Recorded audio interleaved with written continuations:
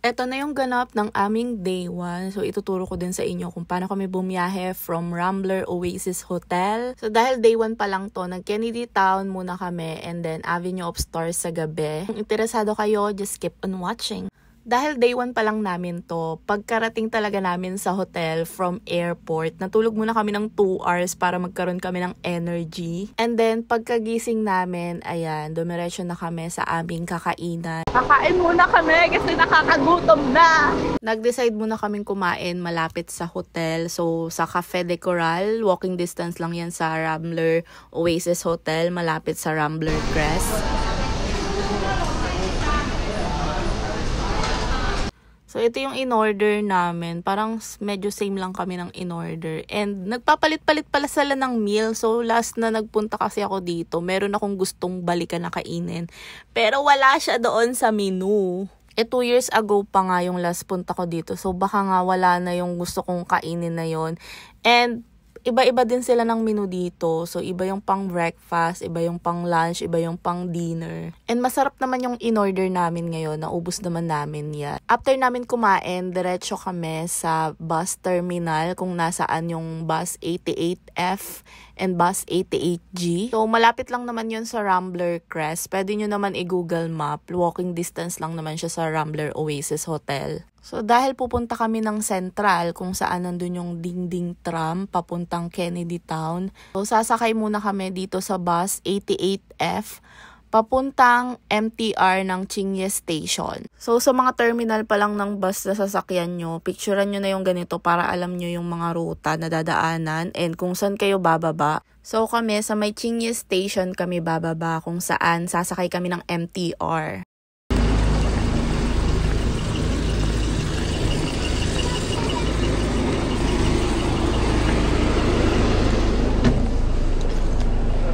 For HKD nga pala yung pamasahe every time nasasakay kayo ng bus 88F kahit saang station pa kayo bababa. And then ayan, bumaba na kami. So kapag nakita nyo na yung Maritime Square, dyan na sa loob niyan yung MTR ng Chingye Station.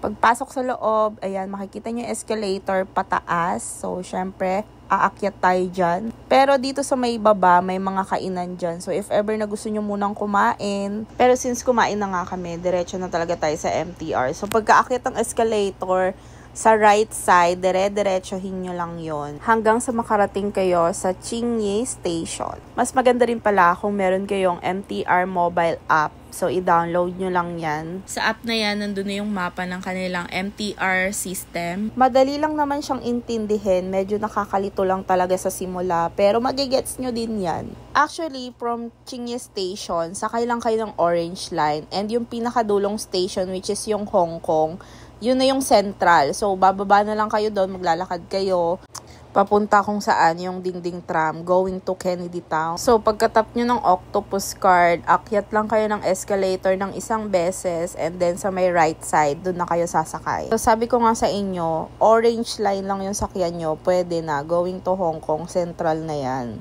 Pero kasi ang ginawa namin dito, bumaba kami ng Liking and then nag-transfer pa kami sa Red Line. Kasi nung una, yung itinerary talaga namin, dapat uunahin namin yung Tsim Sha Tsui, which is nandun yung Avenue of Stars, 'di ba? Kaya kami nag-transfer sa Red Line. Para sana yung bababaan namin is Tsim Sha Tsui Station. Pero nagbago yung isip ko nung naka-transfer na kami sa Red Line ng MTR. Parang mas maganda kung sa gabi na lang kami mag-Avenue of Stars. Unahin muna namin yung Kennedy Town. So, ayan, dito nakasakay na kami sa Orange Line. So, bababa kami ng Liking Station. Kung same tayo ng hotel at gusto nyo unahin talagang sumakay ng dingding tram going to Kennedy Town, I suggest talaga dumiretso na kayo ng Hong Kong Station. Wag na kayo mag-transfer. Pero if ever na gusto nyo unahin mag-Mongkok or mag-Tsim Sha Tsui, ayan, gawin nyo lang din yung ginawa namin. Baba kayo ng Liking Station kung nakasakay na kayo sa Orange Line. Then, transfer lang kayo from Orange Line to Red Line, yung nakalagay to Central. Pag nakasakay na kayo sa Red Line, pwede na kayo mag-decide kung saan nyo gusto bumaba.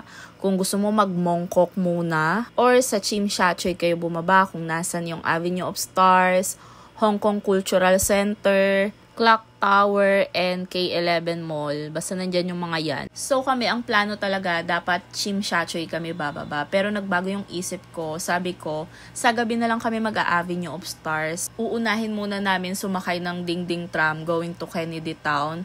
And pwede rin na pagbaba nyo ng Central, transfer kayo sa Blue Line going to Kennedy Town mismo na MTR. Pero kasi ako, gusto ko talagang ma-experience sumakay ng Dingding Tram. Kaya pagbaba namin sa Red Line na MTR, hinanap na namin yung sakayan ng Dingding Tram going to Kennedy Town. Kung gusto nyo rin sumakay ng Dingding Tram going to Kennedy Town, pagbaba nyo ng Central Station, sa exit A kayo lalabas. So sundan nyo lang yung exit letter A. Actually, hindi ko na-videohan talaga yung papunta sa Dingding Tram kasi naligaw kami dahil yung nakita ko palang bus na kakaiba, yun na pala yung Dingding Tram. Basta from MTR, kapag nakalabas na kayo, may makikita kayong escalator pero di kayo aakyat doon. Sa gilid mismo kayo dadaan and makikita nyo na to kung nasan yung Dingding Tram. Ayan o, yung mga bus na yan. Yan na pala yung Dingding Tram, te.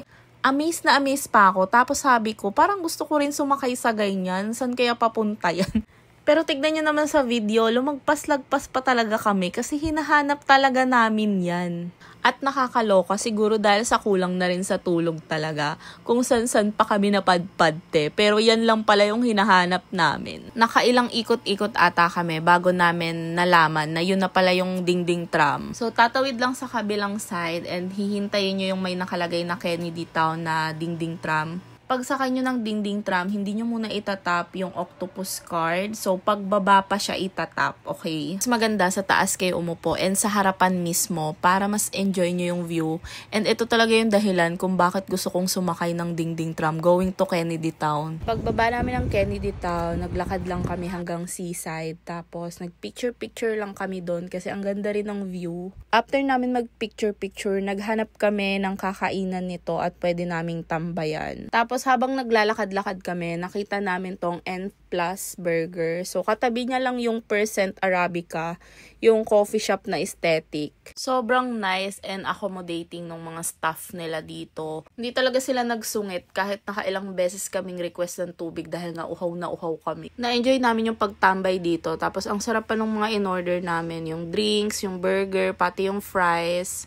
So, yung kinainan namin na N+ Burger, katabi niya yung Percent Arabica, yung coffee shop na yan. Nakikita ko rin to sa TikTok na aesthetic talaga siya. So, pwede rin kayong mag-try ng kape nila, pero kami hindi na namin tinry kasi busog na kami dun sa kinain namin. Actually, madami pang hindi kami napuntahan dito sa Kennedy Town. Hindi na namin siya nalibot kasi maggagabi na. So, after namin kumain, hinanap na namin yung MTR station from Kennedy Town going to Chimchachoy. So, doon naman kami sa Avenue of Stars pupunta. So, kung saan man kayo mapadpad sa Kennedy Town at gusto nyo nang magpunta ng Chimchachoy, search nyo lang yung Kennedy Town MTR Station sa Google Map. Pagdating sa Kennedy Town MTR Station, sasakay kayo ng Blue Line o yung may nakalagay na to Chai-wan. Pero sa Admiralty Station kayo bababa. Okay, hindi sa Chai-wan talaga. Kasi yung Chai-wan is yung last station ng Blue Line. And then from Admiralty Station, mag-transfer kayo sa Red Line, yung nakalagay to Chuen-wan. Tapos doon na kayo bababa sa Chimchachoy Station. Pagkababa nyo sa Chimchachoy Station, mag-exit A lang kayo. Doon kayo lumabas sa exit A. And kapag nakalabas na kayo, pwede nyo nang i-search sa Google Map kung ano ba yung gusto nyong puntahan. Kung Avenue of Stars ba, edi go. So kami, sa Avenue of Stars talaga kami pupunta. So yun yung sinearch ko sa Google Map. And yun yung sinundan namin at naglakad kami papunta doon. Marami pang pwedeng puntahan na malapit dito sa Avenue of Stars. So i-search nyo na lang. Pero kami, after namin sa Avenue of Stars, pumasok lang kami sa loob ng K11 Mall. And medyo naglibot lang kami doon.